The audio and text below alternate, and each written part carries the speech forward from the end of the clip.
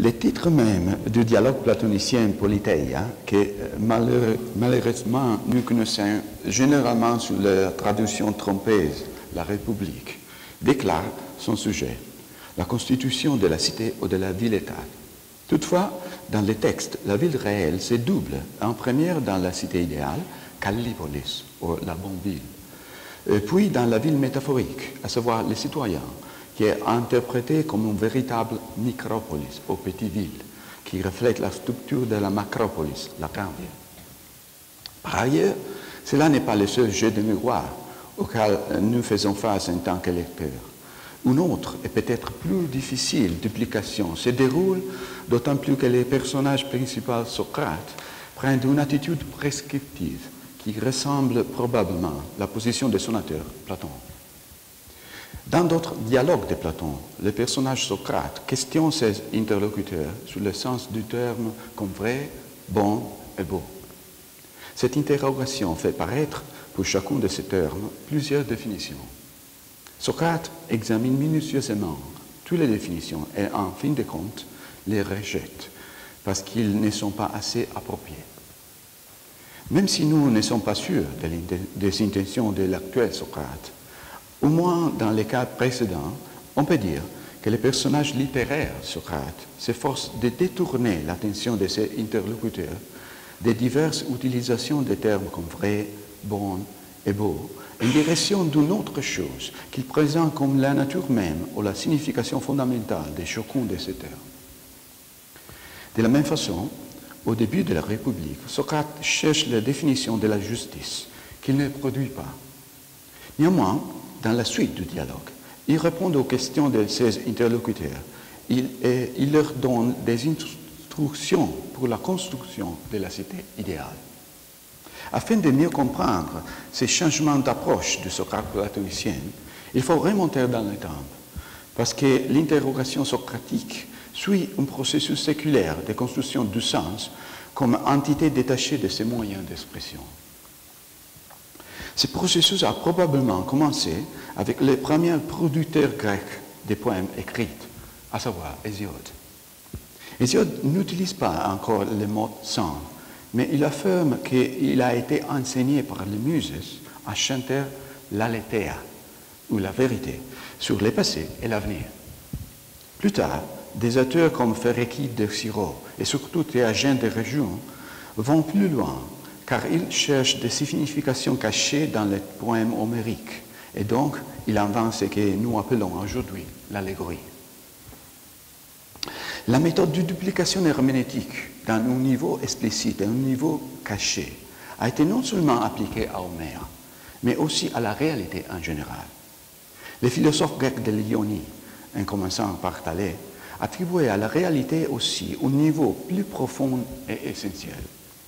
Par conséquent, ils ont suivi Hésiode en revendiquant la capacité de dévoiler quelque chose qui était encore inconnu. Néanmoins, comme déjà rappelé, Hésiode toujours situait l'inconnu dans le flux continu de la réalité, qui relie le passé, le présent et l'avenir. Selon la culture traditionnelle grecque, ce flux continu était aussi bien la maison des êtres humains que celle de Dieu, qui l'habitait indéfiniment parce qu'il était immortel. Pour les humains et les dieux aussi, l'inconnu était dans l'avenir, mais ils pouvaient l'apercevoir quelquefois avec l'aide des voyants et des oracles. Au contraire, les philosophes ioniens ont donné à l'inconnu une demeure complètement nouvelle. Ce nouvel espace n'était pas en vue, tout comme l'avenir dans les histoires traditionnelles, et cependant, il était déjà là pour être dévoilé. Néanmoins, il ne devait plus être dévoilé par les poètes ou par les voyants inspirés par les dieux. Les nouveaux révélateurs étaient une race de chercheurs qui comptaient sur eux-mêmes et qui construisiront leurs histoires comme des miroirs d'une vérité cachée. Dans les mots d'Héraclite, la phanès harmoniae ou l'harmonie invisible était supérieure à toutes les harmonies visibles parce que physis cryptestai philei, la nature aime se cacher. La transformation que j'ai brièvement esquissée est généralement décrite comme la transition du mythos le mythe, ou logos, le discours ou la connaissance. Dans ces termes, ces passages représentent les récits fondateurs de la philosophie occidentale et de l'Occident en général. Ici, je voudrais proposer une définition plus modeste que mythos et logos. Je préfère les appeler, en citant Jacques Prévert, histoire et d'autres histoires. Ces autres histoires comprenant non seulement la philosophie occidentale, mais aussi la religion et la science de l'Ouest. Et si on les compare avec les histoires précédentes, ces nouvelles histoires partagent une conception du monde dichotomique. Je soutiens que la construction conjointe du mot grec écrit et de sa signification stable a ouvert la fissure qui devait devenir la faille géologique entre le réel et l'idéal. La construction de la langue écrite grecque était déjà bien avancée lorsque les sophistes et Socrate ont commencé à explorer les expressions verbales et interrogeant non seulement les poètes, mais aussi tous les gens sur le sens de leurs paroles. Les sophistes enseignant à leurs étudiants comment rendre leur discours plus efficace. Au contraire, les Socrates platoniciens conduisent ses interlocuteurs dans une recherche dialogique des définitions, que pourtant, comme je l'ai déjà rappelé, ils n'ont jamais atteint.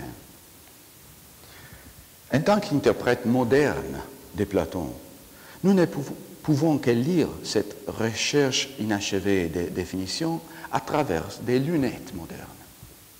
Par exemple, selon les termes de Kant, la définition jamais atteinte du bon apparaît comme une sorte d'idée de la raison, tout comme les idées kantiennes de Dieu, de l'âme ou du monde. En outre, la recherche socratique peut être comparée à la recherche scientifique, pour autant que cette dernière est conçue comme une approche asymptotique à une réalité supposée objective.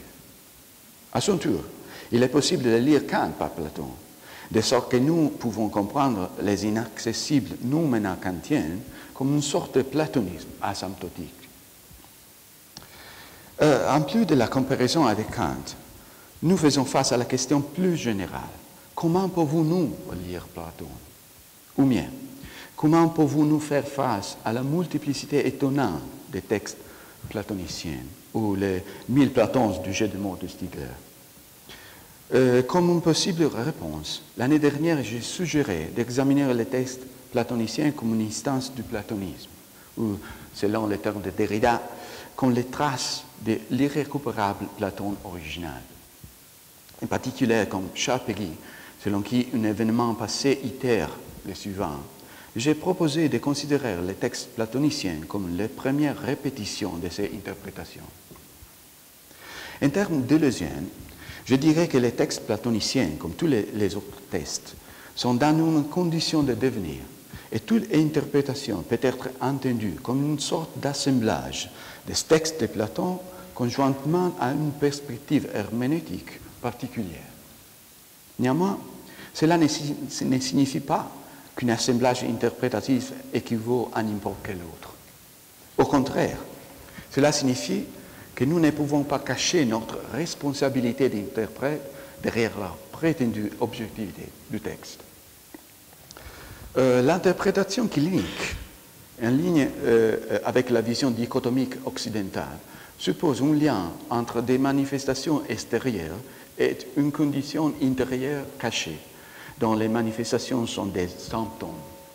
Par analogie, Althusser a affirmé que la lecture symptomale d'un texte peut engager non seulement ce que les textes montrent, mais aussi ce qu'ils cachent.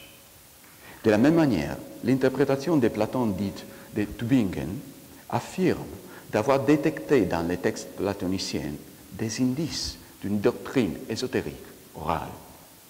Bien sûr, nul ne pouvait contester la légitimité de la proposition de Tübingen ou toute autre interprétation symptomale en tant qu'assemblage interprétatif.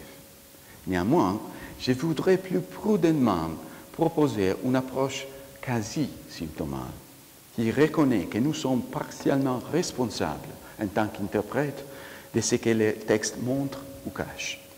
En d'autres termes, je voudrais poser que tout matériel textuel devient un symptôme seulement dans le contexte d'une stratégie herméneutique. Nous ne devrions pas oublier qu'au cours du processus d'interprétation, non seulement les textes sont transformés, mais leurs interprètes aussi. Par conséquent, on peut décrire comme une hybridation réciproque la relation entre les interprètes et les textes, qui sont peut-être les plus puissants rétentions tertiaires. En ce sens, nous pourrions également considérer le processus d'interprétation d'un texte comme un processus de transindividuation. Cette considération nous aide à pousser plus loin l'approche herméneutique de Deleuze, qui a remplacé la question métaphysique « qu'est-ce que c'est ?» par la question « comment ça marche ?» Si l'interprétation est produite comme une sorte de co-individuation, on peut plutôt se poser la question « que pouvons-nous faire avec cela ?» Dans ce cas, la question est « que pouvons-nous faire avec Platon ?» Ceci est déjà une question importante, mais nous pouvons les transformer en une question encore plus importante. Si, comme le dit Whitehead, la philosophie occidentale, à part peut-être Nietzsche, n'est qu'un autre débat des pages de Platon, la question précédente peut aussi devenir « que pouvons-nous faire avec la philosophie ?» Et outre, ces deux questions impliquent nécessairement une autre question. Qui est le sujet pluriel des deux questions?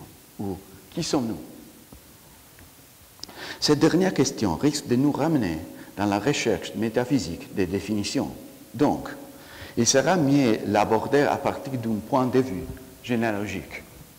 En particulier, il serait mieux de contextualiser la question de qui sommes-nous dans le processus de construction des sujets occidentaux et de l'organisation de leurs fonctions corporelles, qui comprenaient aussi ce que nous appelons aujourd'hui les fonctions psychologiques.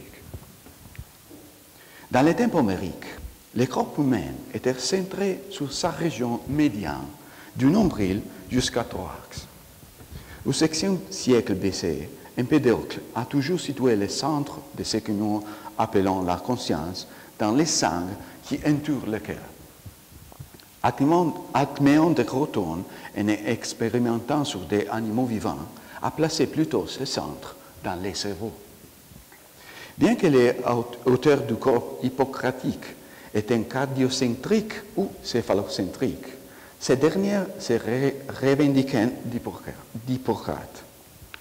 Platon attribuait des fonctions différentes aux centres différents, probablement pour accommoder ces différents points de vue. En particulier, les logisticons dans la tête contrôlaient les deux autres parties. Les thumos homériques, situés dans le thorax, et renommés thuméides, et l'épituméticon, l'âme désirante, située dans l'abdomen. Toutefois, comme l'âme principale était dans la tête, Platon a définitivement déplacé vers le haut le centre du soi. Nous pouvons remarquer qu'au contraire, non seulement Aristote, mais également les stoïciens et les épicuriens étaient cardiocentriques. Et Augustine aussi. Malgré qu'au Xe siècle, Galien avait montré, en utilisant des animaux vivants, que les nerfs crâniens contrôlent la respiration et donc la voix et de manière plausible la conscience. Le bref exposé généalogique précédent nous aide à comprendre l'intervention décisive de Platon sur la question de l'identité humaine.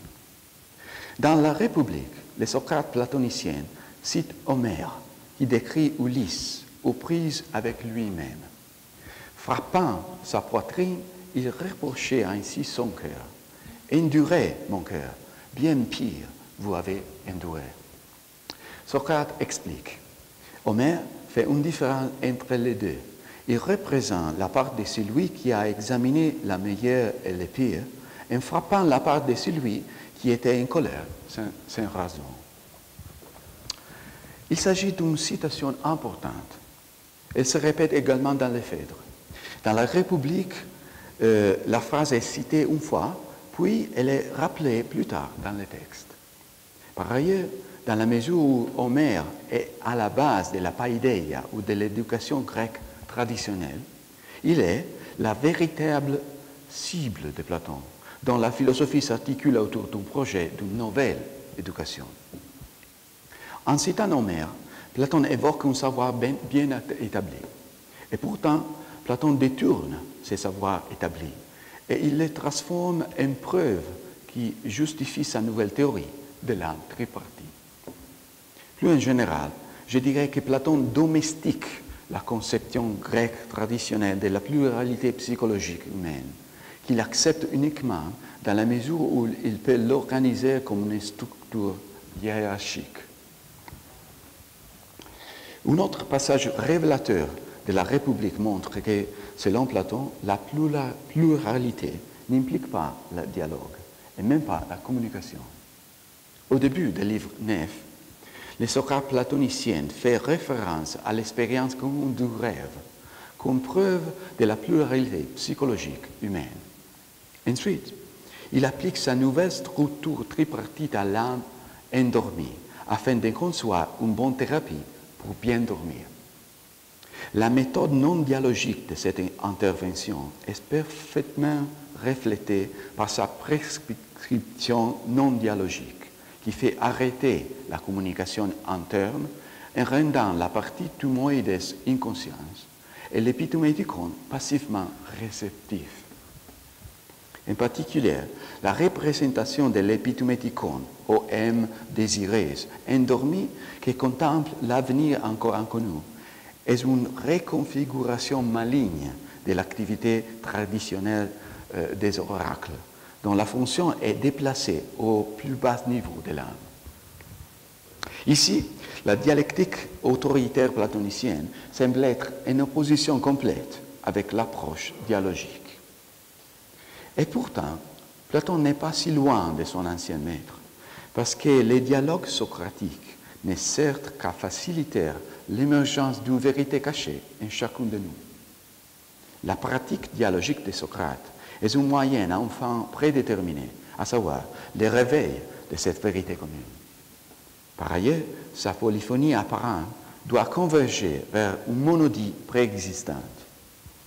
Cependant, comme je l'ai déjà rappelé, cette convergence n'est pas réalisée dans les dialogues de Platon, ni, comme on peut raisonnablement les soutenir, dans les dialogues de Socrate réels.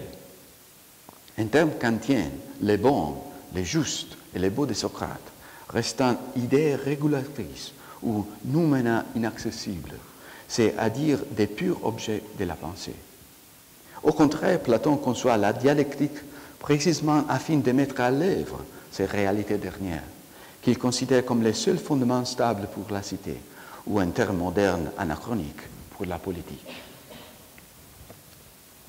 On peut être tenté de décrire la méthode socratique qui est encore à l'œuvre dans les premiers livres de la République, moins comme un dialogue que comme une dialectique négative, par opposition à la dialectique positive produite par les personnages Socrate dans le reste du dialogue.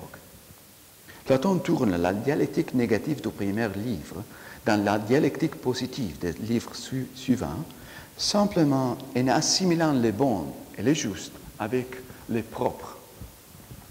Cette équation construit la vie et les citoyennes comme des entités organiques qui sont ordonnées selon la même division du travail. Selon Platon, cette division du travail est à la fois naturelle et hiérarchique. Excusez-moi, j'aurais dit non pas la ville, mais la cité. Cité. Parce qu'en français, on ne comprend pas. Merci. La politeia. Cité. Merci.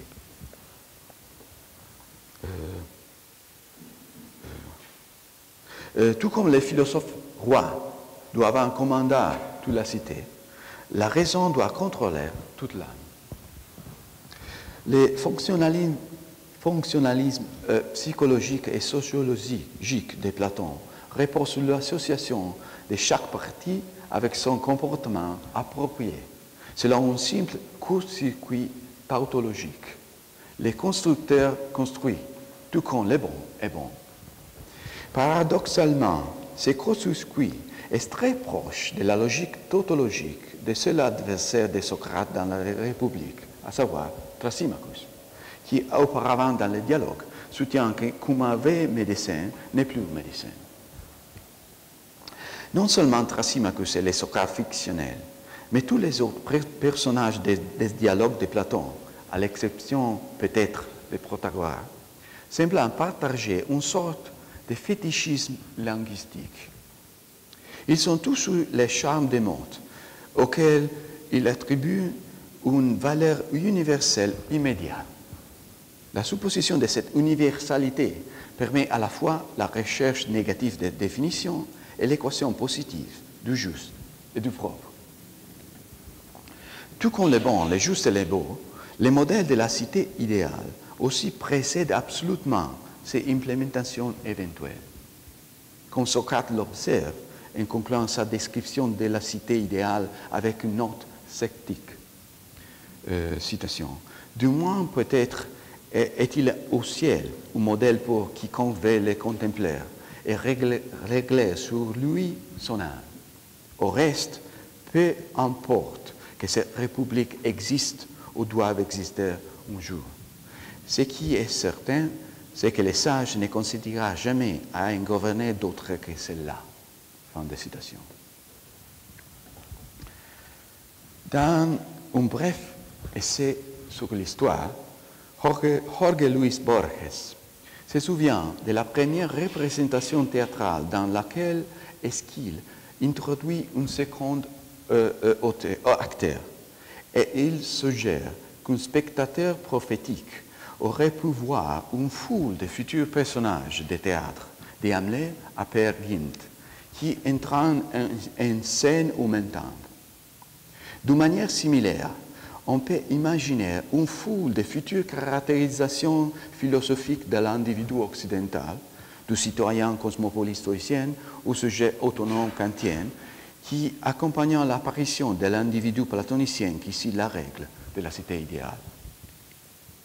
Et pourtant, peut-on considérer ces citoyens platoniciens comme un individu autonome?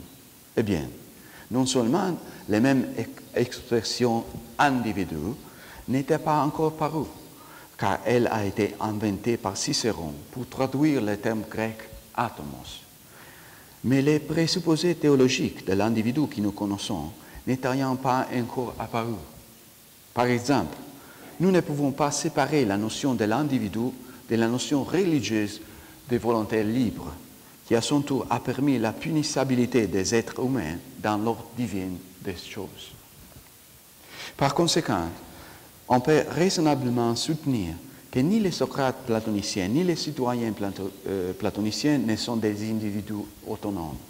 Cependant, tandis que Socrate justifie son comportement socialement divergent avec la spécificité absolue de son daimon, qui n'est pas loin de la conception grecque traditionnelle du chemin existentiel singulier, les citoyens platoniciens reposent sur une norme idéale inouïe. Une telle norme idéale pourrait être comparée à la loi morale kantienne. Néanmoins, la relation entre les sujets autonomes kantiens et la loi morale suppose l'unité immédiate de la volonté, qui, comme l'a montré Jean-Pierre Vernant, est un concept essentiellement étranger à l'Antiquité. Au contraire, Platon décrit une multiplicité de désirs qui sont appropriés à chacune des trois parties de l'âme. Comme nous l'avons vu, cette structure tripartite est le résultat de la stratégie d'assimilation de Platon, qui refonte une pluralité diachronique de conceptions dans une distribution synchronique des fonctions. Bien que la dynamique de cette refonte et son contenu sont dialectiques plutôt que dialogiques, il conserve toujours une référence explicite à la pluralité, comme l'implique le préfixe dia, c'est-à-dire à travers ou entre les deux. Les concepts kantiens d'autonomie et d'hétéronomie traduisant en termes de décision la distinction ontologique entre la substance, à savoir quelque chose qui dépend de soi-même, et l'accident, à savoir quelque chose qui dépend de quelque chose d'autre. Par ailleurs, dans la mesure où le choix autonome de l'individu kantien doit être conforme à la raison, il traduit également les comportements du citoyen platonicien qui doit se conformer à la justice. On peut même pousser la comparaison et on peut suggérer que l'éthique kantienne du devoir pour le bien du devoir lui-même est une traduction chrétienne de la doctrine de la coïncidence immédiate de la juste vie et de la bonne vie que Glaucon attribue à Socrate. Cependant, la pluralité de l'âme platonicienne n'est pas traduisible dans une dichotomie éthique du bien contre le mal, ni dans une mesure de la présence par rapport à la privation. Malheureusement, après le simpliste dualisme moral chrétien d'abord et la construction moderne d'un soi individu plus tard, la pensée occidentale a dû atteindre la psychanalyse pour retrouver une vue partiellement pluraliste de soi. Néanmoins, si l'on considérait la devise personnelle de Freud, « Wo es war, soll ich werden », là où était le ça, l'ego devrait être, nous ne devrions pas être surpris de constater que la pluralisation du soi par Freud ne pouvait pas aller trop loin.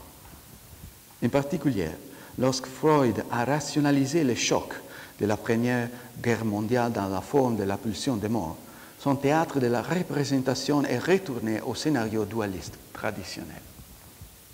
Plus récemment, Jean-Luc Nancy a tenté d'esquisser une ontologie pluraliste. Cependant, seulement Simondon, et après lui Deleuze, a commencé à approcher la question de la multiplicité dans une perspective processuelle. À son tour, Stigler nous a aidé à construire les processus d'humanisation comme étant toujours déjà prothétiques, de sorte que la pluralité humaine excède de loin la sphère immédiatement interpersonnelle. La pluralisation nécessite de nouveaux vocabulaires pour relire le passé et pour construire le présent au-delà de la langue de la métaphysique.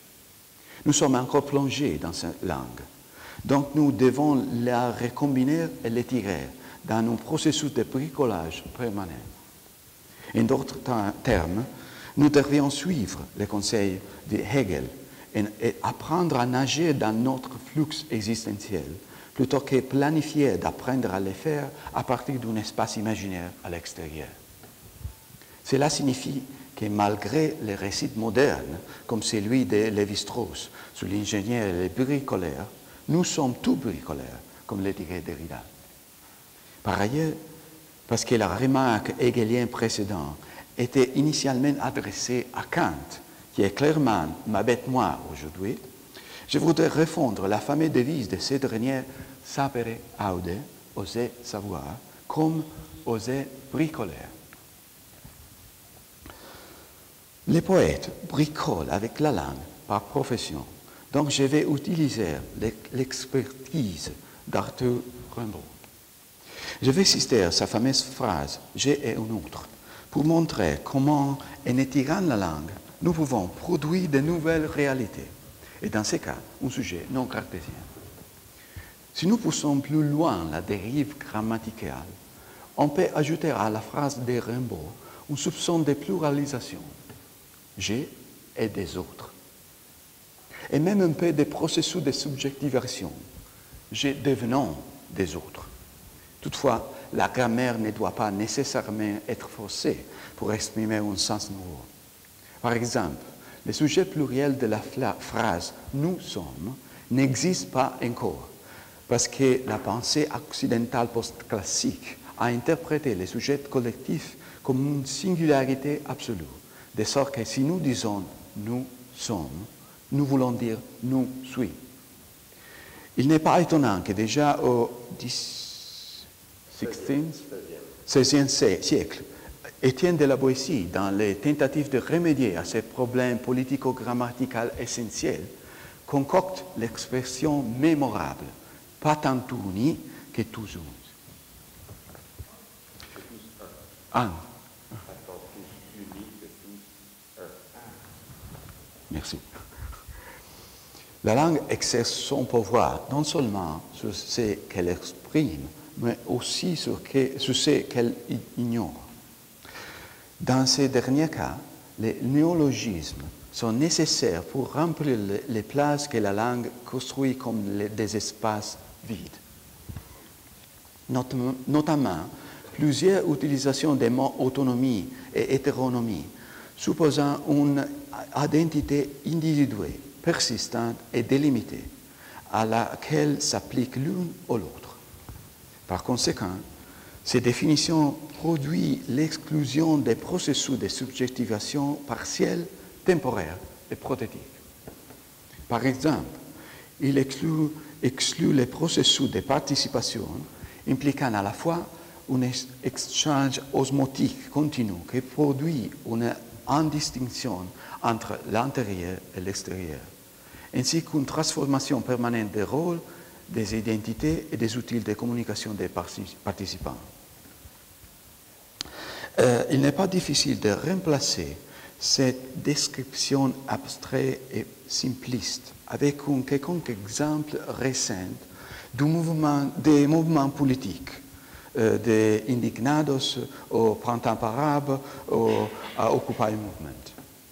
Le concept d'autonomie ne peut absolument pas s'appliquer à ces entités en conditions de flux, parce qu'il ne fait pas justice aux différents processus sus- et transindividuels dont ces mouvements sont composés. Tout comme dans le dialogue socratique, ce qui est un jeu ici n'est pas seulement des définitions, mais la participation politique.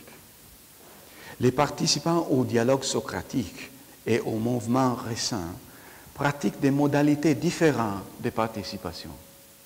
Dans les dialogues socratiques, les interlocuteurs devant converger vers une définition commune parce que les citoyens athéniens, libres et de sexe masculin, représentant eux-mêmes comme une unité d'action essentiellement inaltérable. Au contraire, les Indignados et les Occupy Movement refusent explicitement la logique convergente traditionnelle des entités collectives occidentales. Une modalité non convergente de la représentation de soi pourrait contribuer à transformer ces refus dans des pratiques positives.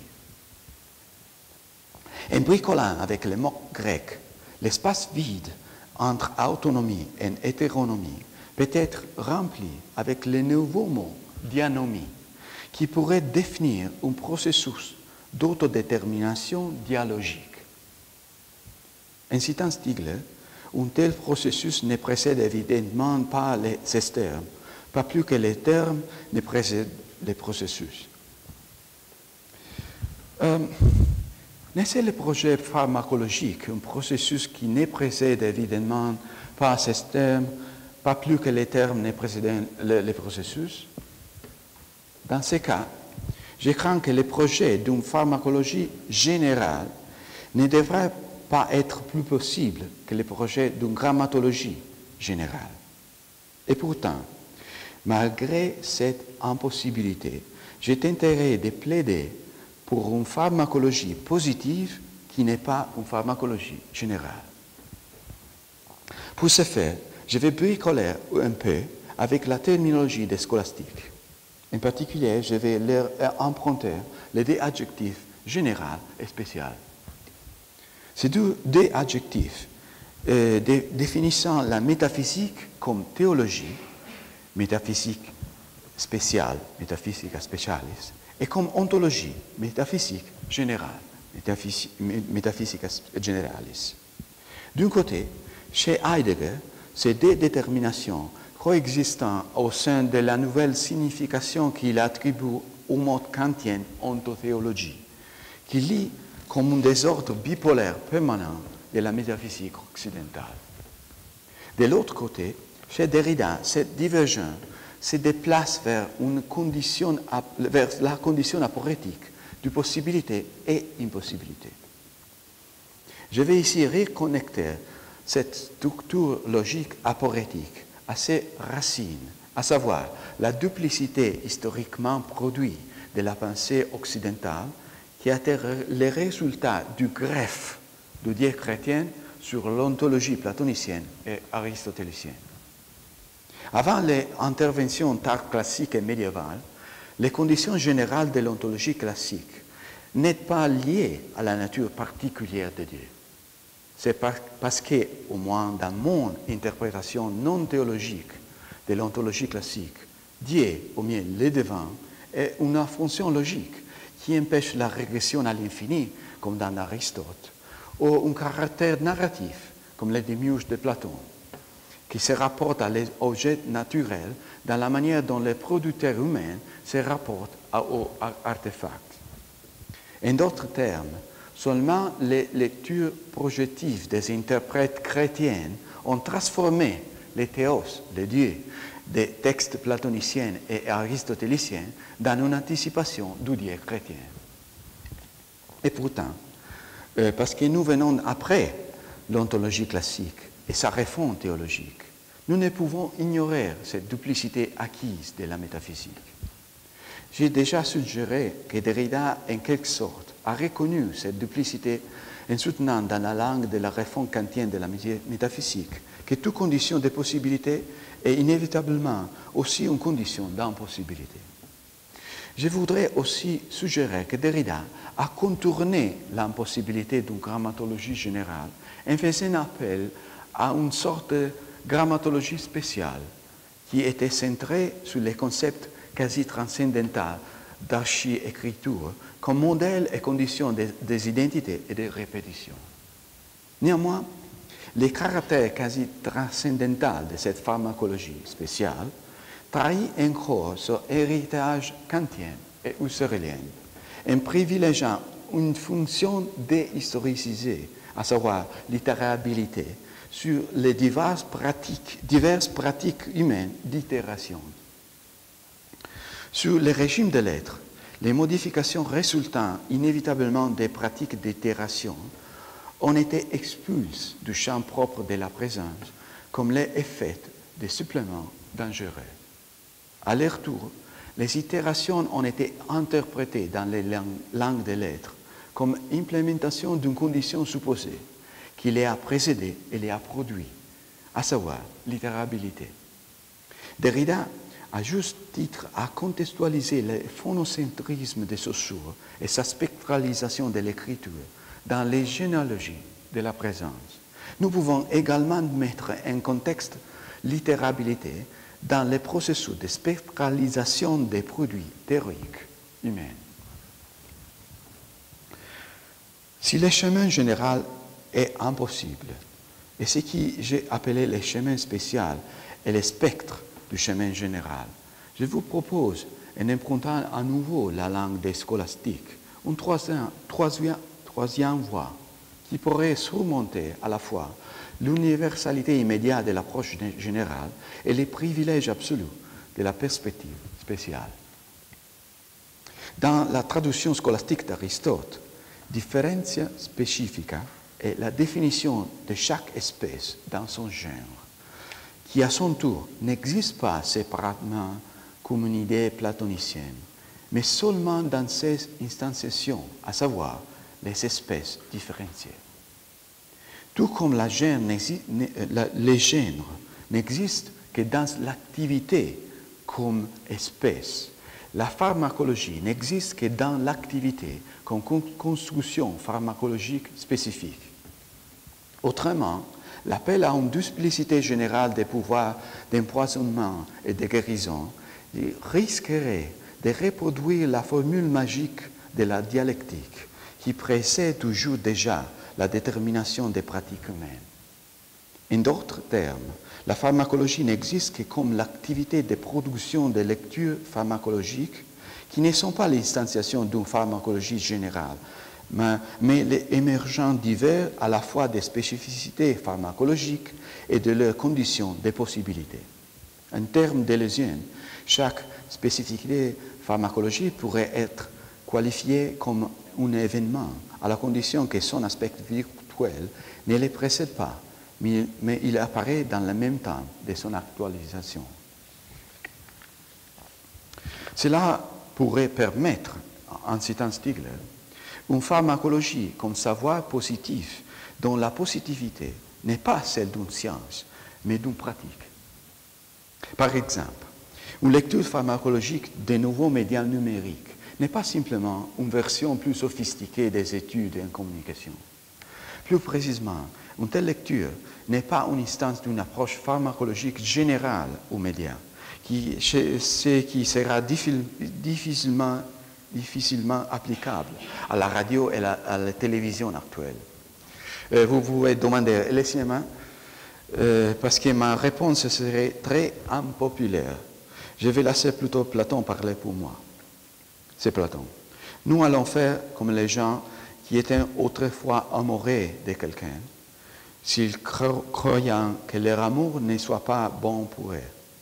Ils ne veulent pas l'abandonner, mais ils doivent. Fin de citation.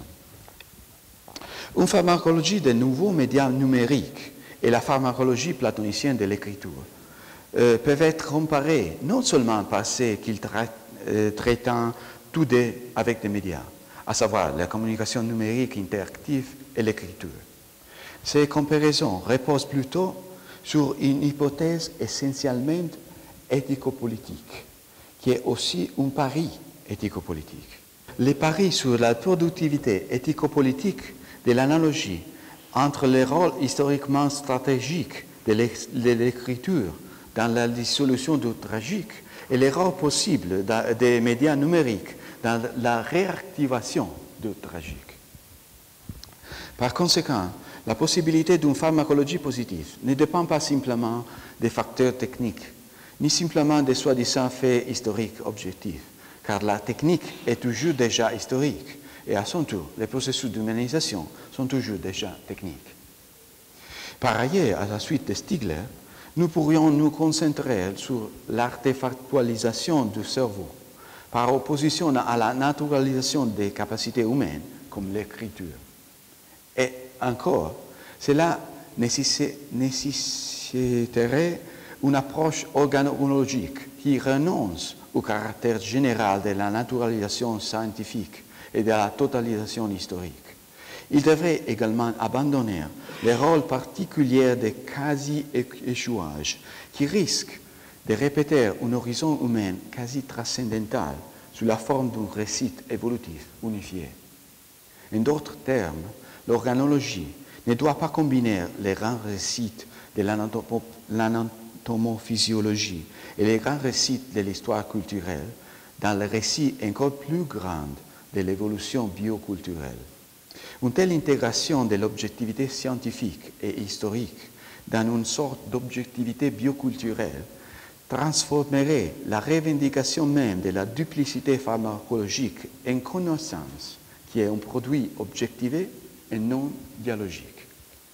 Au contraire, d'une manière similaire à la pharmacologie, l'organologie n'existe que dans l'activité comme perspective organologique spécifique, qui répondant non à la question « qu'est-ce que c'est un organe ?», mais à la question plus intéressante « que pouvons-nous faire avec cet organe ?» Encore une fois, cette question impliquerait nécessairement une autre question à propos de son sujet pluriel, à savoir « qui sommes-nous ?» Parce que la redéfinition continue de l'utilisation des organes exigerait la redéfinition permanente de leur utilisateur pluriel, l'organologie ne serait pas objectivée et elle conserverait son caractère perspective. De cette manière, il pourrait contribuer à reconstituer la vie politique, qui reposerait non pas sur l'espace autonome de l'identité, ni sur des idées hétéronomes, mais sur pratiques dianomes d'humanisation. Je voudrais conclure avec une note sur mon interprétation de Platon. Évidemment, je ne prétends pas d'avoir dévoilé les supposés Platon réels, mais plutôt j'ai converti des textes platoniciens dans des symptômes qui sont significatifs au sein de ma stratégie herméneutique. Tandis que j'ai essayé de préciser cette stratégie au cours de mon exposé, je voudrais ajouter ici que cette stratégie fait partie d'une tentative de penser et de faire de la politique au-delà de la double moderne clôture de l'individu et de l'État. Bien qu'une telle double clôture ait été inventée au XVIIe siècle, elle renvoie à toute la tradition de la pensée occidentale dont Platon est le principal représentant. Nous pouvons appeler cette tradition à la suite de Nietzsche platonisme ou à la suite de Heidegger métaphysique. Quelle que soit la définition, c'est pour cela que notre travail conjoint de repenser Platon est si important. En effet, nous devons le faire si nous voulons penser et pratiquer la politique au-delà de la métaphysique. Merci.